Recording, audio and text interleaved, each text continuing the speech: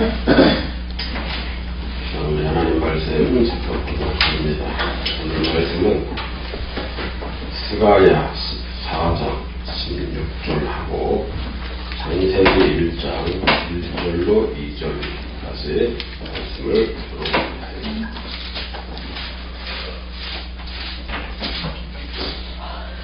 스가랴 14장 16절을 제가 읽을 테니까 창세기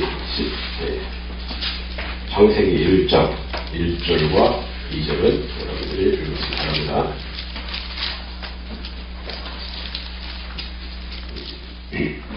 스가랴 말씀은 제가 읽을 테니까 여러분들은 창세기 1장 1절로 2절을 찾아서 읽으시면 됩니다.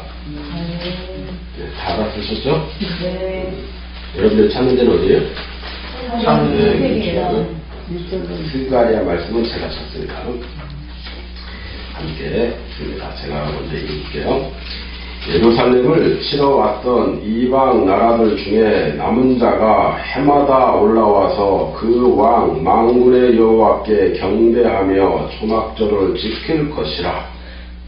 태초에 하나님이 천지를 창조하시니라. 땅이 온전하고 공허하며 흑암이 깊은 이에 있고 하나님의 영은 천명에 운행하시니라.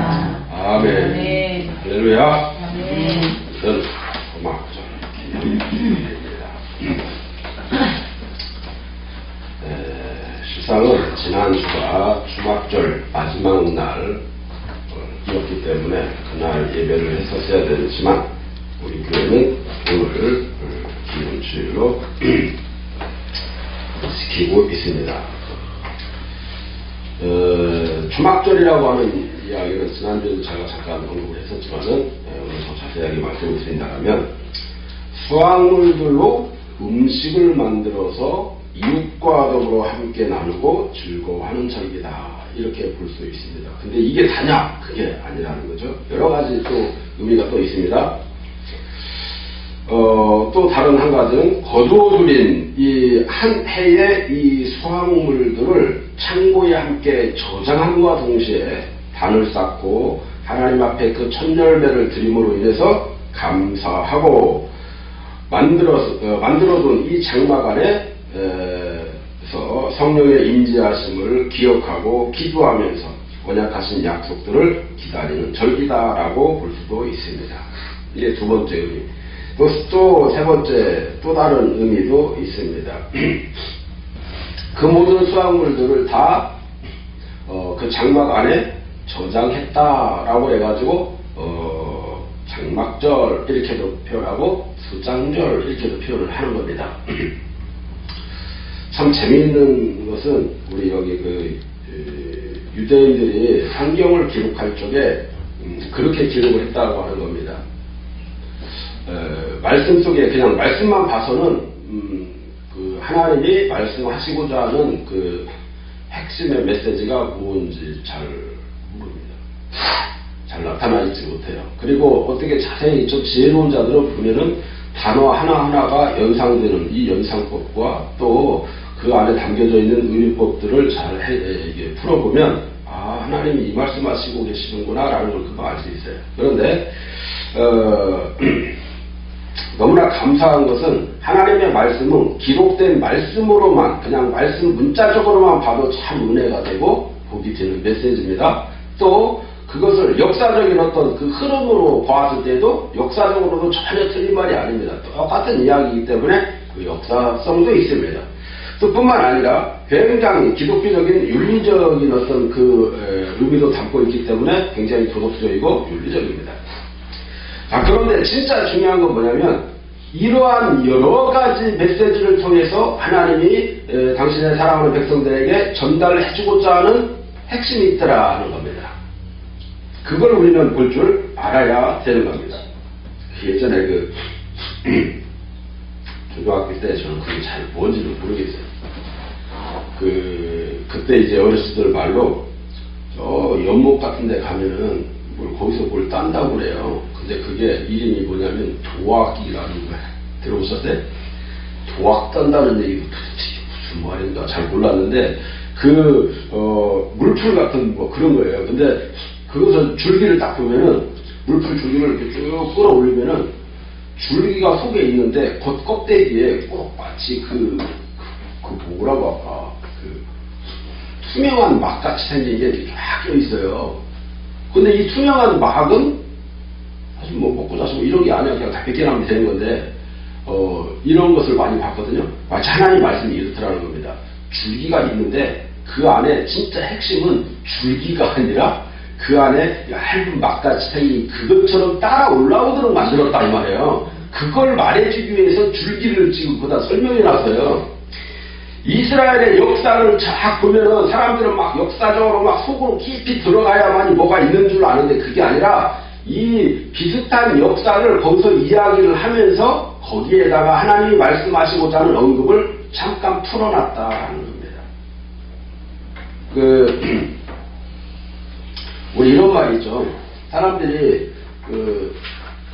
개구리가 너무 배은망덕한 짓을 하니까 사람들을 보고 굉장히 배은망덕한 짓을 하고 있는 이 사람들을 빗대서 예를 들어서 이야기를 해요. 예화로. 그러면서 뭐라고 말하냐면 이 개구리가 올챙이 쪽에 굉장히 못된 짓을 너무 많이 했어. 그랬는데 개구리가 뒤집어 놔더니만은 잘난 척을 진척하는 거예요. 그러니까 그러한 사람들을 가리켜서 예를 들어서 개구리가 올챙이 쪽 생각 못한다고 하면서 막 얘기를 하는 거예요. 자, 이 이야기를 하면은 개구리가 올챙이 쪽 생각을 못한다고 하니까 개구리가 올챙이였을 때 그 역사적인 사건과 배경을 파고 들어가서 올챙이의 습성은 이렇고 성격은 이렇고 올챙이는 이럴 수밖에 없으니까 이런 것이고 개구리가 됐으니까는 이런 것이 이거 연구하면 내가 말하고자 하는 핵심을 알 수 있을까요? 알아보라. 몰라요. 그 얘기를 하고자 한 게 아니야. 아까 배은망덕에 대한 이야기를 하고 싶어서 이 예화를 들은 것 뿐이에요. 그러면 하나님도 마찬가지예요. 하나님이 말씀하시고자 하는 이 메시지를 전달해 주기 위해서 이스라엘의 전 역사를 예화로 들은 거예요. 말 그대로. 정말 이해 가시죠? 괜히 역사적으로 막 그 속에 파고 들어가면 뭔 말인지 하나도 모른다는 얘기. 우리는 이제 그렇게 볼 줄 알아야 되는데 성경 말씀을 그렇게 기록해 놨어요. 마치 그래서 이 초막절이라고 하는 것도 마찬가지예요. 초막절 이런 단어를 하나하나 언급을 해놓았지만 이스라엘 역사 속에도 이런 절기들이 있었단 말이죠. 그런데 이러한 절기들 속에 담겨진 하나님의 뜻은 전혀 새로운 뜻이더라 말이죠. 우리가 그것을 발견할 줄 알아야 됩니다. 오늘 말씀은 사실 베레시트라고 하는 토라 포션의 메시지입니다. 베레시트는 토라가 우리 토라 하면은 모세오경을 말하죠. 모세오경에서 가장 첫 번째 책이 베레시트입니다. 베레시트는 뭐냐면 창세기라는 말이에요. 창세기가 제일 처음 첫 권에 들어가는 겁니다. 그래서 이 베레시트 뜻이 뭐냐면은 처음에, 태초에 뭐 이런 뜻이에요. 처음에 우리가 이 처음을 우리가 잘 다스릴 줄 알아야 돼. 우리 말에 보면은 첫 단추를 잘 꿰라는 말이 있습니다. 그러죠? 첫 단추를 잘못 깨고 두 번째부터 깨기 시작하면요, 그게 굉장히 나중에 아무리 좋은 옷도 이상한 옷으로 바뀝니다. 그래서 제가 디자인이 이거 어떻게 된 거야? 사람들이 나중에 얘기해봐야 다 듣고 다시 처음부터 제대로 깨고 나면은 와 이렇게 좋은 옷을 이제 이런단 말이죠. 이런 이야기가 있었던 것처럼 하나님이 만들고자 하셨던 당신의 나라, 그 나라에서 그 나라를 만든 목적과 그 나라에 살아야 하는 이 백성들의 이 자격, 요건 이런 것들을 우리가 확실하게 알고 있어야 하나님이 하시고자 하는 계획 속에 들어갈 수 있다 이 말이에요. 내 생각으로 내 입장에서만 하나님을 막 뭔가 판단하고 결정하고 뭔가 막 하려고 하면은 뭔가 이상한 쪽으로 이제 빠지게 되는 겁니다. 무당식 신앙이 되는 거죠. 한 해를 마무리하면서 이제 다시금 다가오는 이 한 해를 성령 안에서 기쁨과 즐거움과 행복으로 열어가기 위해서 우리는 어떻게 살아야 할 것인가를 고민해보자 할 수 없습니다. 원래 이 유대력으로 볼 때는 지금 한 해가 시작됐습니다. 지난 연도에 5778년도가 지나고 5779년도가 나팔절을 통해서 새롭게 한 해가 시작된 겁니다. 우리 그때 인사했었잖아요. 사나토바 하고 딱 인사했잖아요. 그게 영어로 뭐라고 했어요? 해피 뉴 이어 이렇게 이 말이라고 했어요. 그러면서 우리가 전년도에 이렇게 했었던 것처럼 우리 이 새해에 모든 이가 주님의 이름으로 행복하기를 바랍니다 하고 우리가 서로 같이 인사를 한 겁니다.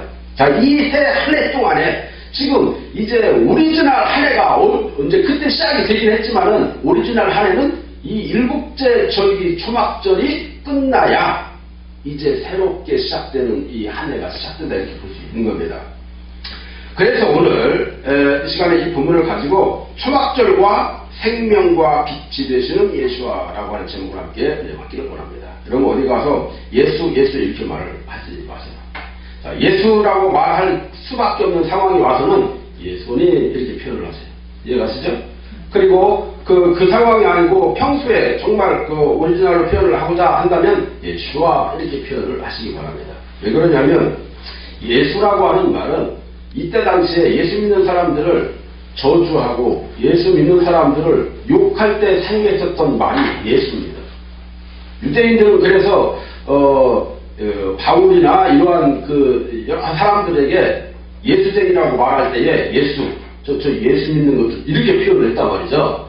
그런데 예수님을 정말로 믿고 있었던 이 사람들은 예수 믿는 것들이라고 하는 이 말을 쓰지 않습니다. 원래 예수님의 이름이었던 예수아를 씁니다.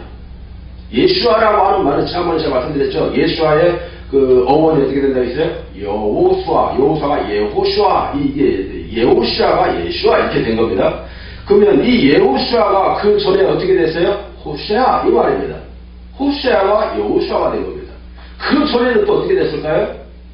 이게 여호와 이런 말로 바뀐 겁니다. 그러니까 이 여호와 하나님이 결국에는 예수와 하나님과 똑같다는 얘기입니다. 구원자 하나님이라는 소리예요. 그러니까 우리가 예수님을 부를 때는 예수와 이렇게 말하는 게 좋고, 그리고 이것이 다른 사람들에게 어필할 때 좀 이상하다 싶으면 예수님 이렇게 얘기하면 됩니다. 이해가시죠?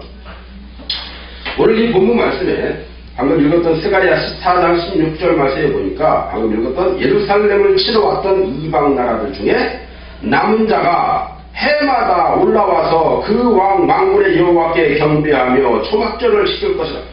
자, 이러한 말씀을 했는데 이렇게 경배하고 예배하면서 즐거워해야 할 이 초막절을 우리는 히브리어로 뭐라고 말하냐면 따라서 합니다. 수콧. 아는 사람은 다 아는 거야? 다시 한번 합니다. 수콧. 모든 사람이 이게 수콧이라고 하는 건데 이 수콧이라고 하는 말은 창세기 말씀에 보면 기록되어 있습니다. 33장 17절 말씀에 보니까 그렇게 표현되어 있어요. 제가 읽어볼게요. 야곱은 수콧에 이르러 자기를 위하여 집을 짓고 그의 가축을 위하여 우리간을 지었으므로 그 땅의 이름을 뭐라고? 수콧이라고 부르더라. 이렇게 표현되어 있습니다. 그러니까 이 수콧이라고 하는 말은 무슨 말인가? 텐트를 의미하는 겁니다. 장막, 텐트, 초막. 이때 당시에 이 장막은 텐트를 말하긴 하는데 우리가 지금 생각하는 텐트를 생각을 하면 안 됩니다. 이때 당시에는 텐트라고 하는 어떤 기술력이 없기 때문에 이때 당시에는 나무를 세우고 그 위에다가 나무를 엮어서 쌀이나 뭐를 엮어가지고 위에다가 풀을 자꾸 올려놨어요. 그래서 이것을 그 풀로 만든 텐트, 풀로 만든 장막이에요. 옛날 우리로 말하면 초가집 같은 어떤 이런 형태의 집이란 말이죠.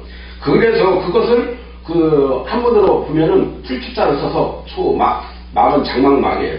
풀로 만든 장막이라는 겁니다. 그래서 초막. 그래서 여기에다가 1년 동안 한 해 동안 지었던 많은 농산물을 거기다 다 저장했다 해서 초막, 장막 안에 저장한 수장절, 장막절, 초막절 이렇게 표현하는 겁니다. 이해 가시죠? 자, 이 하나의 그 초막을 보면은 초막이 여기 지금 아브라함이 우리간을 만들었다. 이 우리간이 결국에는 그 수콧이란 말이죠. 근데 이 수콧을 하나만 만들었다. 아니면 여러 개를 만들었다. 뭐 이런 차이가 또 하나 있습니다. 거기 잘 보다 보면 하나의 초막을 말할 때에 이것을 뭐라고 말하냐면 수카 이렇게 말합니다. 하나만 만들었을 적에. 그런데 이것을 가지고 여러 개의 장막을 만들었을 때 이 여러 개의 장막은 수카가 하나 둘 셋 넷 여러 개가 있단 말이에요. 여러 개의 수카가 모여서 수콧 이렇게 표현을 합니다. 그런데 이 말씀에는 여러 개가 만들어 놓고 우리가를 놓고 소와 양과 임수를 막 계속 다 저장을 했다는 얘기죠. 이런 의미입니다. 자, 그날에 저장을 해놓고 얼마나 많겠어요? 그때 일주일 동안, 7일 동안입니다. 자, 7일 동안 손님들을 초대하고 먹고 마시며 추수의 기쁨을 나누며 하나님 나라를 시작했다라고 하는 의미에서 7일 동안 잔치를 했습니다. 자, 그런데 여기서 말씀드렸을 때 7이 뭐라고 그랬어요? 완전수라고 그랬어요. 완전하다라고 하는 것은 7이라고 하는 것은 7이 완전하다 이런 뜻인데, 그러면 완전한 날 동안에 이 잔치를 벌였다 이런 얘기입니다. 자, 그러면은 이것이 어떤 것을 의미하는 거냐라는 거냐면, 우리가 이 하나님 나라를 시작하는 이 모든 날 동안 우리는 이렇게 잔치를 배설하는 생활을 해야 된다라고 말하는 겁니다. 그러니까 완전하다라고 하는 이야기는 뭐가 꽉 찼다 이런 얘기가 아닙니다. 하나님 나라를 형성하는, 다른 사람들은 그걸 무슨 천년왕국 만년왕국 얘기하는지 모르는데 그게 중요한 게 아니라 그 사람들이 말하는 천년왕국이 이만큼이라고 하면 이만큼의 날이 7일이다 이 말이 아닙니다. 이만큼의 날을 7일이라고 완전한 수에 이렇게 표현을 해서 성경에 이렇게 기록을 해놓은 겁니다. 그러면 하나님 나라가 시작하는 첫점에서 영원까지의 이 날을 7일이다 이렇게 보는 거예요. 그러면 이것이 어떤 거예요? 하나님 나라의 시작점부터 영원까지는 완전한 날이다라는 거예요. 죄가 다 사라진 완벽한 날, 이러한 날의 시작이 하나님 나라라는 겁니다. 그러면 일주일 동안 그걸 했다, 그 이야기는 일주일만 하고 끝내라 이 말이 아닙니다. 하나님 나라가 시작됐으면 그때부터는 계속적으로 나누고 베풀고 섬기는 일이 하라 이 말이에요. 이해가시죠? 그러면 초막절이 바로 그러한 의미를 담고 있다라는 겁니다. 방금 제가 말씀드렸던 것처럼 초막절은 1년 동안 모든 이 수확물을 마치고 그 수확물들을 모두 다 저장하는 절기였다라는 거죠. 가나안 땅에, 제가 작년에 한번 말씀드렸는데, 가나안 땅에 농사를 할 수 있는 농사 건조들이 다시 7가지가 있습니다. 그 7가지가 뭐라고 혹시 기억나는 거 있어요? 7가지. 따져서 보니까 참 신기한 게요. 아까 제가 말씀드렸죠. 하나님 나라의 시작은 7이라고 그랬잖아요. 그럼 여기서 굳이 농산물을 7가지를 선정을 했을까요? 그 이야기는 그게 아니라, 대체적으로 우리가 먹을 때 있는 어떤 농산물들이 되게 이러한 정도를 가지고 있었다라는 얘기입니다. 그게 이제 7가지가 잘 세봐요. 뭐 있나? 첫째, 밀, 보리, 포도, 올리브, 석류, 무화과, 꿀. 몇 개요? 7개. 하나가 몇 개요? 7개. 7개가 뭔데? 준이야, 뭐예요? 물 들어갔지? 밀, 보리, 포도, 올리브, 석류, 꿀. 무화과. 무화과. 준이가 머리가 좋구만. 준영이였어? 준이가 있으면 더 좋다고 얘기하려고 했는데 준영이가 있구나. 야, 이 준영이는 없으면 안 돼요. 네가 없어가지고 밖에 가다가 히브리어를 못 물어봐. 이것들을 다 거두어 들여가지고 추수를 마치고 저장을 한다는 의미의 수장절 이렇게 표현을 했단 말이죠. 출애굽기 23장에 뭐라고 하냐면 수장절을 지켜라. 왜 지키라고 했을까요? 아니, 하나님이 할 일 없어서 우리 할 일 없으니까 일 시켜 먹으라고 이렇게 시켰어요. 아니, 수장절을 지켜라 이 말은요, 이제 겨울이 올 거니까 농사 짓고 이런 게 아니니까 그때 굶어가지고 굶어 죽기 딱 좋을 때 이거 비근으로 죽지 않으려면 이렇게 수장절을 지켜서 이게 말 그대로 이게 곡식들을 다 저장을 한 뒤에 이걸 먹고 살아라라고 하고, 다시 말하면 이 이야기는 뭐예요? 하나님이 우리에게 생명을 허락해 주시기 위한 방법이었다 말입니다. 그 안에 담겨져 있는 것은 하나님의 귀하시고 크신 사랑이 담겨져 있다라는 얘기예요. 이 초막절이 우리들에게 주는 의미는 뭘까요?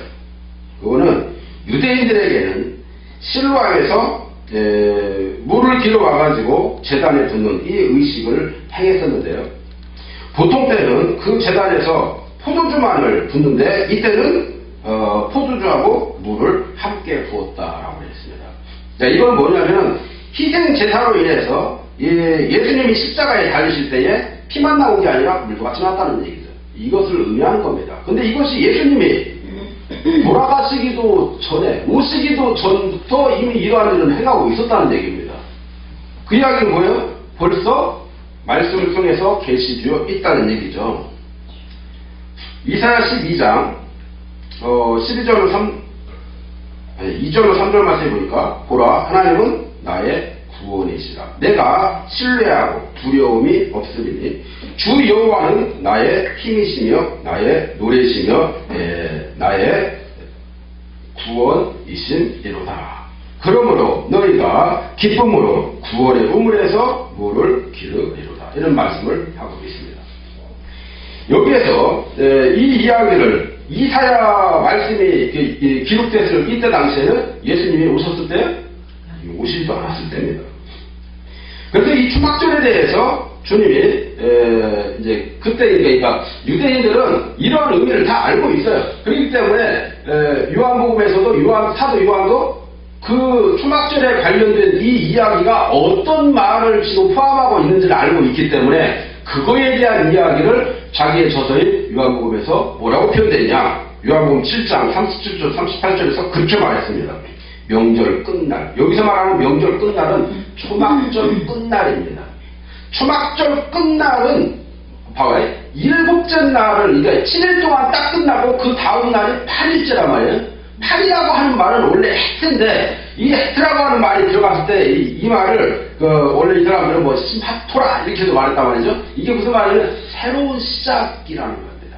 하나님 나라가 새롭게 시작될 그때에 예수님이 어떻게 하셨는가, 우리가 그냥 하나님 나라가 처음 시작할 때는 어떤 식으로 해서 하나님 나라가 시작이 되는가, 이 이야기예요. 그래서 여기서 요한이 그렇게 표현한 겁니다. 명절 끝날 곧 큰 날에, 아니 방금 전까지 그 날이 큰 날 아니었어요? 근데 명절 끝날이 가장 큰 날이라는, 그렇게 표현하고 있는데, 이 큰 날에 예수님께서 서서 외쳐 이르시되, 뭐라고 말씀하시냐면 누구든지 목마르거든 내게로 와서 마시라. 나를 믿는 자는 성경의 이름과 같이 그 배에서 생수의 강이 흘러나오리라. 이렇게 말씀을 하시는 겁니다. 예수님이 초막절 7일째가 되는 이 명절의 끝날, 히브리어로 뭐라고 표현하냐면 호산나 라바 이렇게 표현을 합니다. 호산나 라바라고 하는 것은 다른 말로 뭐라고 하냐면 이것을 구원의 날이라고 하는 소리입니다. 호산나가 구원이죠. 호산나 이 얘기 없어요. 구원자 예수와 이 소리입니다. 이 자체가. 그러니까 호산나 라바라고 하는 말은 아하, 이 큰 구원의 날이구나, 이런 소리입니다. 이 큰 구원의 날에 예수님이 그 이야기를 하는 거예요.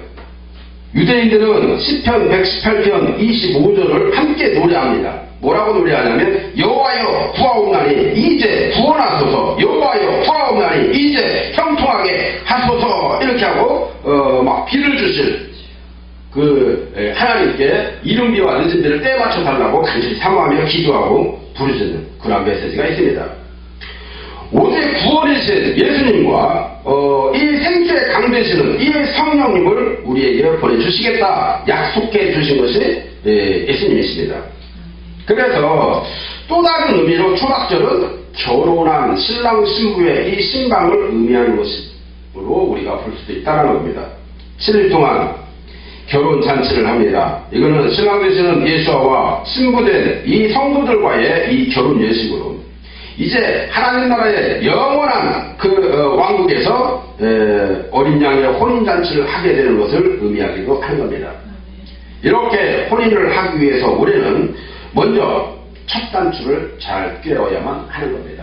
인본주의적인 생각으로 꿰면 안 되는 거죠. 그러한 의미에서 처음에 하나님이 당신의 나라를 만들기 위해서 필요한 것들에 대하여 지금 말씀해 주신 겁니다. 자, 그 말씀에 대한 가장 첫 번째 말씀이 오늘 베레슈트다 이 말이죠. 이 베레슈트에 담긴 의미만 제대로 알아도 초막절뿐만 아니라 예수님이 우리에게 뭘 말씀하시고 계시는 건가를 알 수가 있고, 성경에서 그 두꺼운 성경에서 우리에게 말하고자 하는 핵심이 뭔가를 알 수가 있는 것입니다. 베레슈트는 여러 단어가 합해져서 말한 그 첫 자를 다 따와서 한 이야기예요. 그게 베레슈트입니다. 이 베레슈트의 가장 첫 번째 글자는 베트입니다. 베트는 옛날에 제가 말씀드렸던 것처럼 집이라고 하는 뜻을 갖고 있어요. 그 다음에 두 번째 글자는 이제 글자가 두 개가 합친 겁니다. 두 개가 바르 베레시트에서 베트, 레시, 근데 베트하고 레시하고 두 개가 합쳐지면은 바르 이렇게 있습니다. 이 바르는 뜻이 뭐냐면은 이게 아들이라고 하는 뜻입니다. 그리고 이제 거기서 또 세 글자가 있어요. 아까 바르에다가 알레프를 하나 더 치면 바라 이런 소리가 됩니다.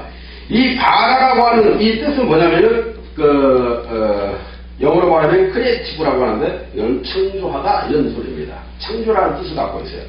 자, 그러면 아까 제일 처음에 집을 창조한다는 거예요. 어떻게? 아들의 집을 창조한다는 겁니다. 지금 이 뜻이에요, 이 자체가. 자, 그 다음에 이 세 글자가 또 하나가 있습니다. 이제 베트를 빼고 세 글자가 뭐가 있냐면 로시 이런 말이에요. 로시라고 하는 말은 처음에 머리에 이런 소리입니다. 그래서 로시 하샤나 이 말은요. 이 첫 해가 머리가 되는 한 해가 시작됐어요. 이런 말입니다. 그런 의미에서 로시라고 하는 말이 있고 그 다음 또 세 글자가 하나가 있는데 그게 뭐냐면 베이트라고 하는 말입니다. 베이트. 이 베이트라고 하는 것은 원래 집이라고 하는 소리입니다. 집이고요.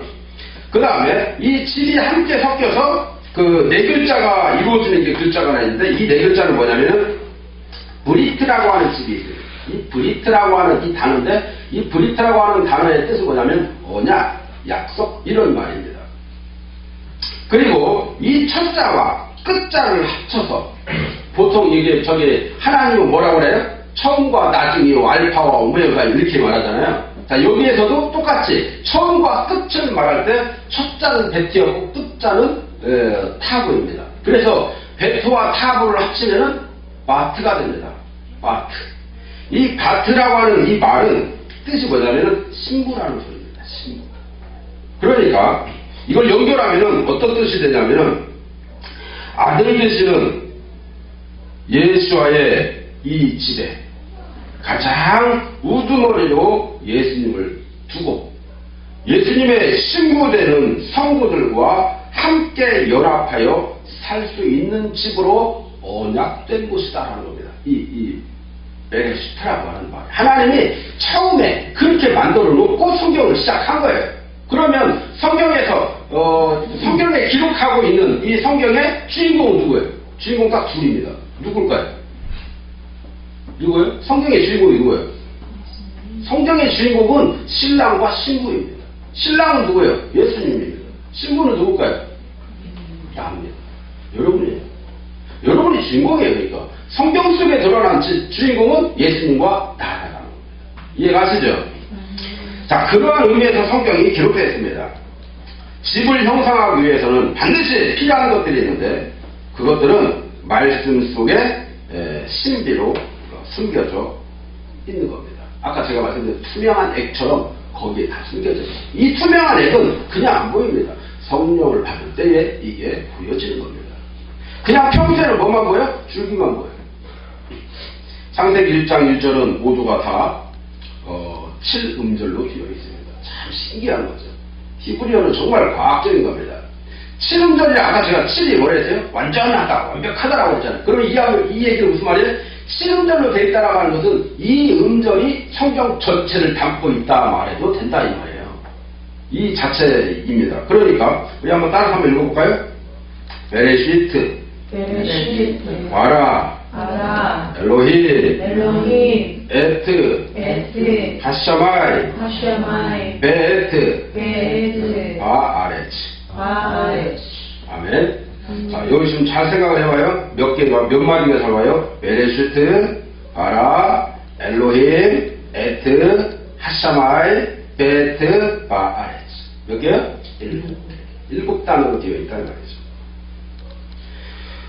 이 7 단어가 가지고 있는 이 뜻이 뭐죠? 태초에 하나님이 천지를 창조하시니라. 이 원래 7단어의 뜻은 이런 뜻을 갖고 있어요. 태초에 하나님이 천지를 창조하시니라 이런 뜻을 갖고 있는데 원래 말하고자 하는 내용은 아까 뭐였어요? 아들 되는 그 집, 하나님의 집에 아들을 우리의 가장 우선순위인 머리로 두고 머리이신 이 신랑 예수와와 또 신부가 되는 성도들 우리들과 함께 연합하여 살 수 있는 이러한 집으로 하나님이 약속된 이 나라에 들어가라. 이런 나라를 만들기를 원해. 이런 뜻이 담겨있다 이 말이에요. 이런 뜻을 우리에게 전달해 주시기 위해서 이 지금 단어를 딱 표현을 해놨는데 이 단어를 표현해놓고 그것을 이스라엘 말로 딱 해석을 해보니까 해석이 뭐라고 돼 있어? 태초에 하나님이 천지를 창조하시니라. 이렇게 표현이 되더라 이 말이에요.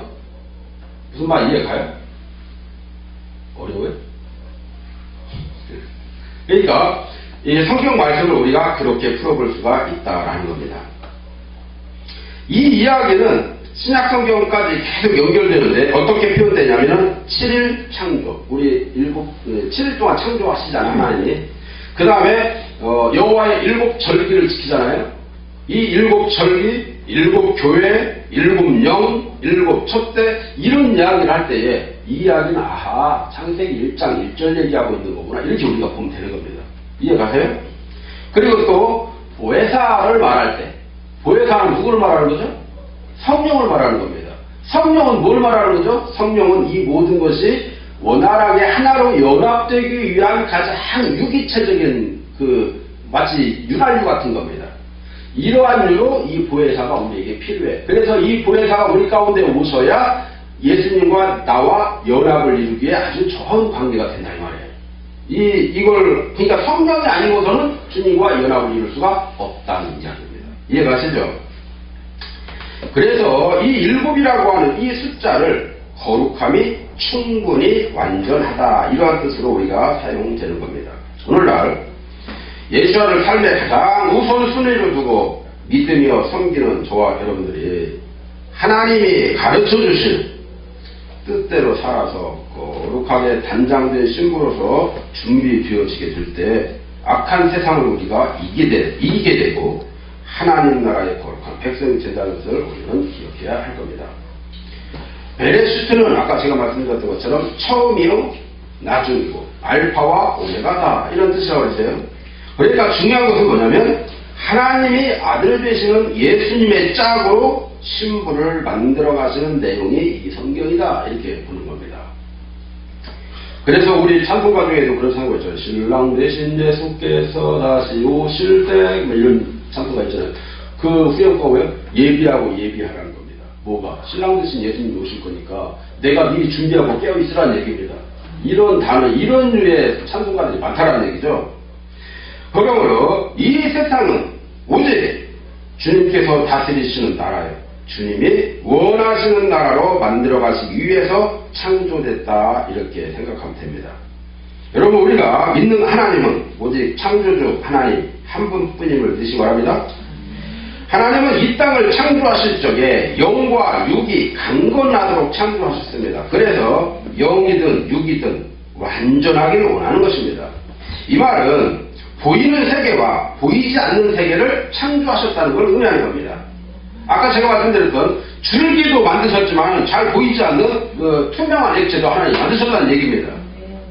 육에는 관심이 없고 영에만 관심이 있다는 식으로 우리가 보면 신비주의에 빠져서 또 이상한 쪽으로 또 빠지게 됩니다. 또 반대로 영적인 부분은 싹 무시해버리고 육적인 부분에만 관심을 가지고 이것도 좀 문제가 있는 것입니다.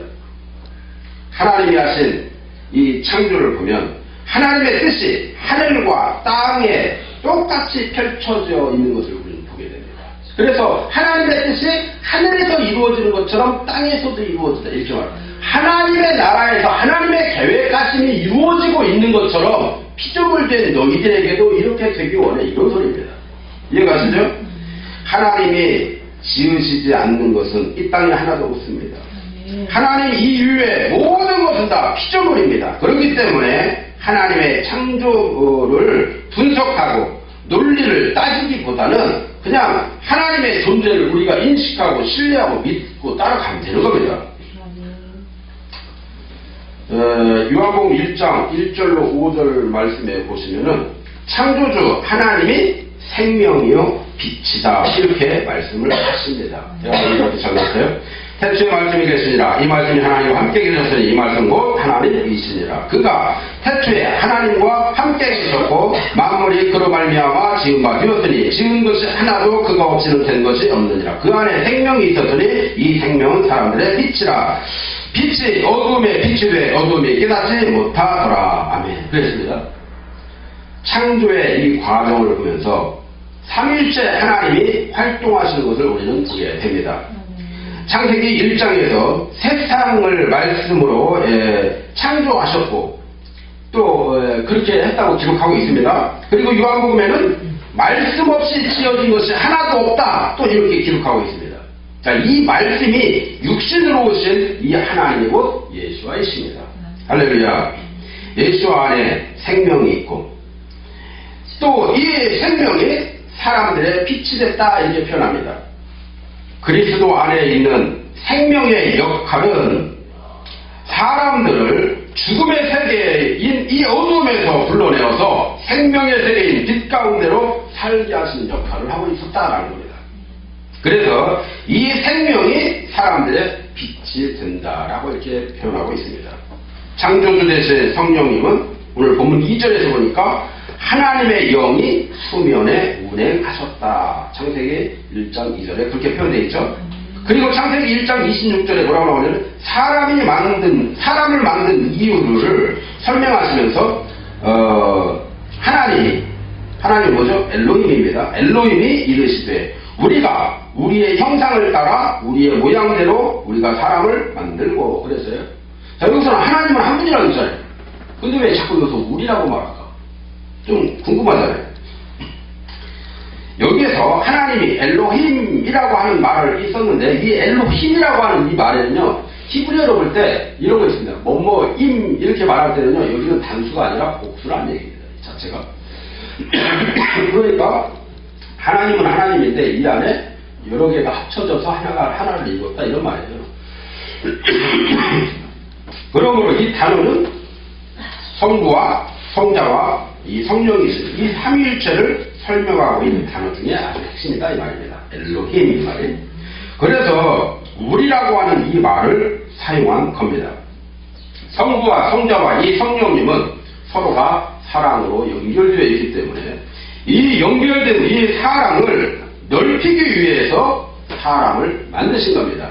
그래서 요한복음 17장 23절로 26절에 사랑으로 연합되는 이 하나님과 그에게 속한 우리와 사랑 안에서 하나 되기를 기도하신 것을 우리는 보게 됩니다. 그 말씀을 보면 예수님이 뭐라고 어떻게 표현하냐면 곧 내가 그들 안에 있고 아버지께서 내 안에 계시며 그들로 온전함을 이루어 하나가 되게 하려 함은 아버지께서 나를 보내신 것과 또 나를 사랑하신 같이 그들도 사랑하신 것을 세상으로 알게 하려 함이로소이다.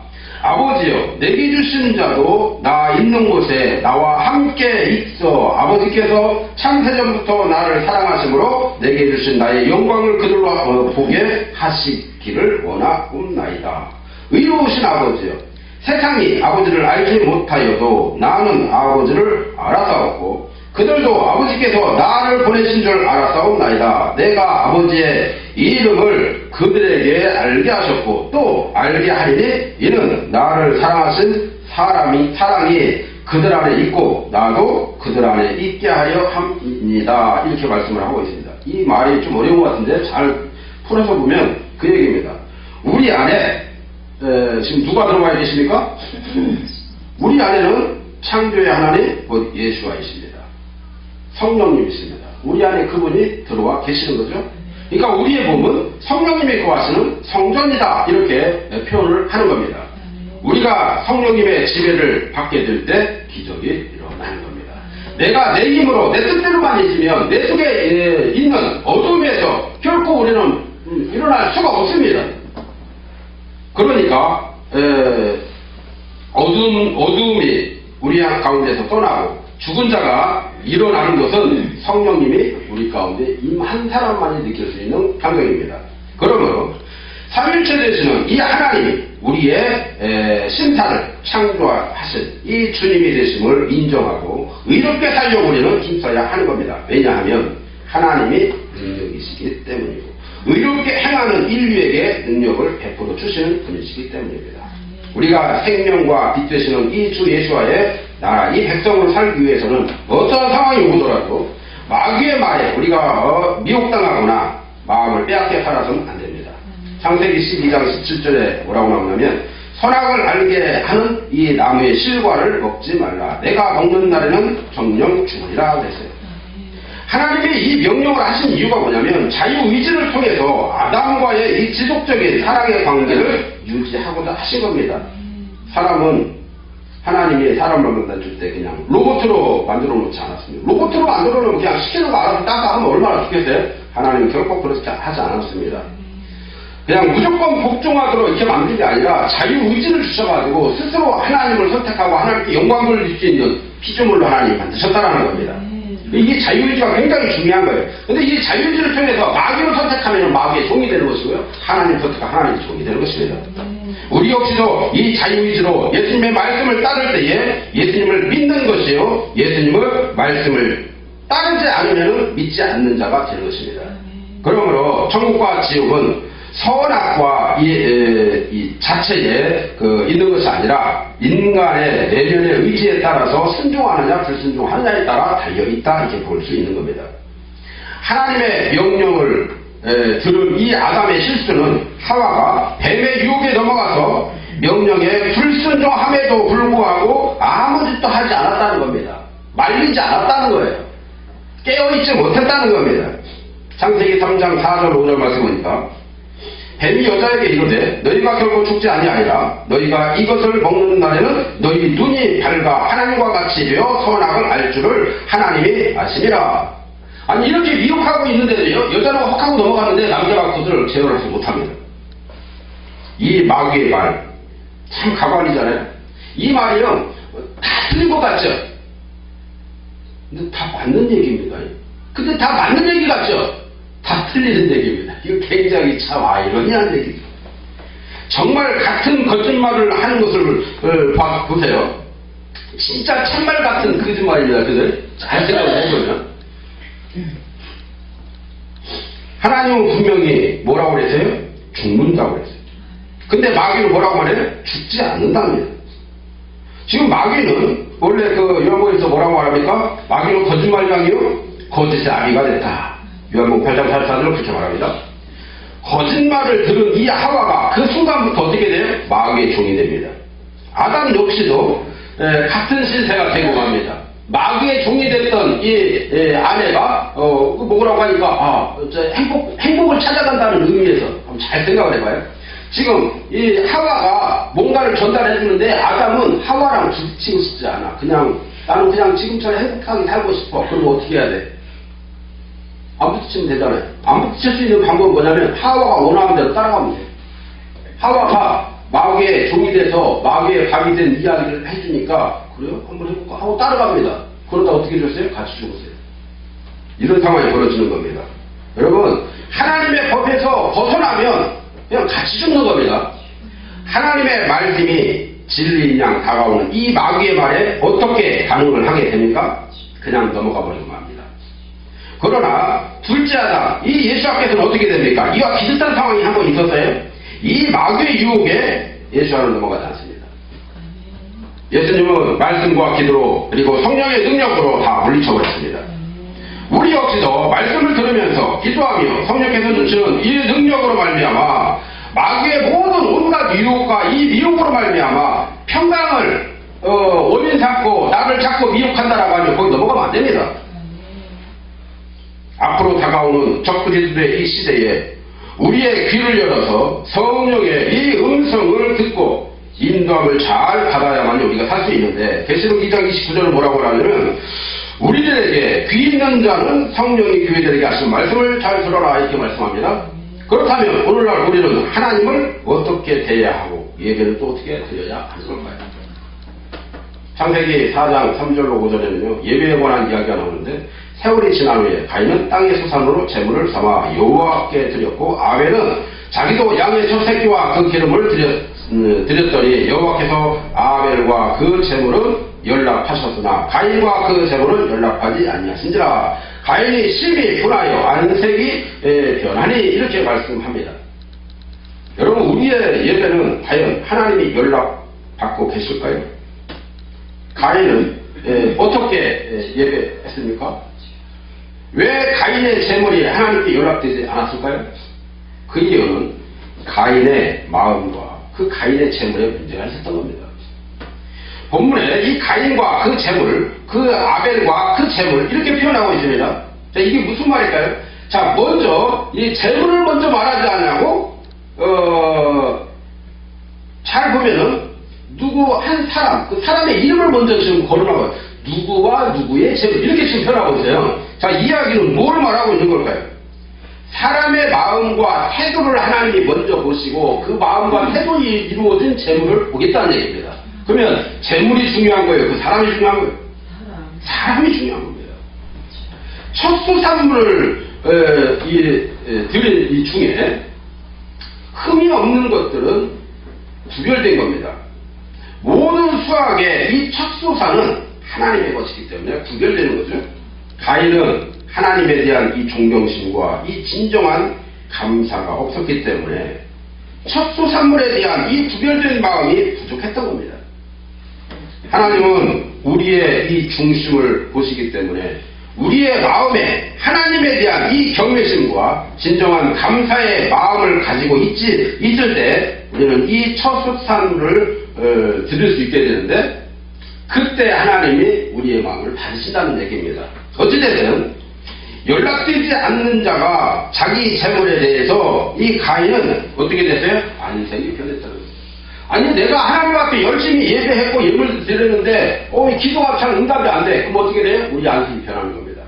하나님이 나와 함께 하지 않나 봐. 하나님이 내게는 없나 봐. 다른 사람 다 함께 하셔도 나한테는 없나 봐. 이렇게 생각한다는 얘기죠. 왜 그랬을까요? 그 마음이 이미 하나님에 대한 경외심이 없었기 때문입니다. 그래서 시기심과 분노가 지금 노출되어 있는 것입니다. 유다서 말씀에 이것을 아주 증명이라고 하듯 뭐라고 표현되냐면 화이트진저 이 사람들이요 가인의 길에 행하였으며 이렇게 표현합니다. 자, 이 유다서는 어떻게 이 사실을 어떻게 알았을까요? 이 사람들은 토라에 대해서 이미 정통하고 있습니다. 알고 있는 거죠. 예수 활동에서 다 배우고 있었습니다. 자, 그렇기 때문에 가인의 어설픈 이 예배 우리도 드리라는 거예요. 드리지 말라는 거예요. 어설픈 예배 드리지 말라는 겁니다. 인류 최초로 살해당한 이 아벨은요 첫수산으로 양의 첫 새끼와 그 기름을 그 첫 태생 중 가장 살찌고 기름진 것으로 하나님이 기뻐 받으시기에 딱 합당할 만한 이 제물을 그 마음가짐으로 함께 드렸다는 얘기입니다. 이거는 뭐죠? 아벨의 마음이 하나님을 향한 이 경외함과 이 사랑함 또한 이 감사가 충만했기 때문에 그 제물로 나타난 건데 여러분들 제가 늘상 말씀드리죠. 우리의 마음에 고마움과 감사함이 넘치는 사람들은 반응이 뭘로 나타난다고 했어요? 내가 누군가를 뭘 말을 한다거나 어떤 선물을 드린다거나 이게 그 반응으로 다 나타나는 겁니다. 이와 마찬가지죠. 아벨의 제물에 두 가지의 의미가 있는데 하나는 뭐죠? 첫 새끼 중 좋은 것이었습니다. 그리고 만물의 이 소유권은 오직 하나님께 있다는 이 의미를 이 안에 가지고 있는 거죠. 출애굽기 13장 2절 말씀에도 보면 뭐라고 하냐면 이스라엘 자손 중에 사람이나 짐승이나 물어났고 초태생은 다 거룩히 구별하여 내게 돌리라. 이는 내 것이니라. 지금 하나님이 말씀하신 겁니다. 두 번째는 어린 양 새끼는 하나님과 이 화목제사의 이 희생물이었다라는 얘기입니다. 하나님과 죄인과 어떤 그 화목제물이 되실 이 예수와를 예표하고 있는 것이라 볼 수 있는 거죠. 우리의 예배는 아벨과 같이 하나님을 경외하는 마음으로 예수님의 이 희생으로 인한 이 믿음을 가지고 구별된 예물과 정성을 담아서 드려져야 한다라는 것을 우리에게 교훈하고 있는 겁니다. 이렇게 예배하는 삶을 통해서 우리는 순간순간을 하나님과 동행하는 삶을 살아야만 하는 것입니다. 창세기 5장 24절에 에녹이 하나님과 동행하더니 하나님이 그를 데려가심으로 세상에 있지 아니하였더라. 그래서 이건 뭘 말할까요? 우리가 흔히 말하는 그냥 휴거 사건으로 볼 수 있는데 우리도 하나님과 동행하는 삶을 살게 될 때 휴거로 이어지게 된다는 겁니다. 그런데 이 휴거는 단지 우리 눈에 보이는 퍼포먼스 같은 그런 일이 아닙니다. 죽은 자가 먼저 일어나고 우리의 산자들이 공중에서 주와 만나게 되는 날이 분명히 올 건데 매 순간을 하나님과 동행하는 삶을 살기 위해서는 몇 가지 조건들이 있습니다. 우리가 그것만 잘하면 되는 거죠. 첫째, 어떤 조건이 있을까? 하나님과 친밀한 삶을 살기 위해 힘써야 하는 것입니다. 하나님과의 친밀한 관계. 이거 굉장히 중요한 거예요. 하나님과의 어떤 그 친밀한 관계. 두 번째, 하나님과 동행하는 삶을 살기 위해서는 하나님을 증거하는 삶을 살아야 합니다. 그러면 하나님을 증거하는 삶을 살려면 어떻게 해야 될까요? 늘상 내 마음 가운데 하나님을 모시고 살아야 됩니다. 그런 삶을 살게 될 때에 우리가 하나님께 인정받게 되는 것이죠. 그러므로 하나님은 우리도 매일 하나님과 친밀한 관계를 유지하고 하나님을 증거하는 삶을 살아야만 할 겁니다. 타락한 세상을 향해서 복음의 빛을 비추어 살아야만 할 겁니다. 주의 재림이 가까이 온다고 회개하고 주께 돌아올 것을 기대하며 증거하는 증거자가 되어져야만 할 것입니다. 그래서 말씀과 기도의 삶으로 성령을 쫓아 살게 될 때 하나님과 동행하는 삶으로 생명과 빛이 되시는 예수와 성령으로 하나 되어 하나님이 만드신 그 나라에서 영원히 청하게 기쁨을 누리며 살 수 있게 된다는 것을 꼭 기억하시길 바랍니다. 그래서 여러분의 삶이 보다 기쁘고 즐겁고 행복하게 이 땅 위에서 예수와 함께하는 삶을 살게 되는 저와 여러분에게 주의 이름으로 간절히 축원합니다. 할렐루야.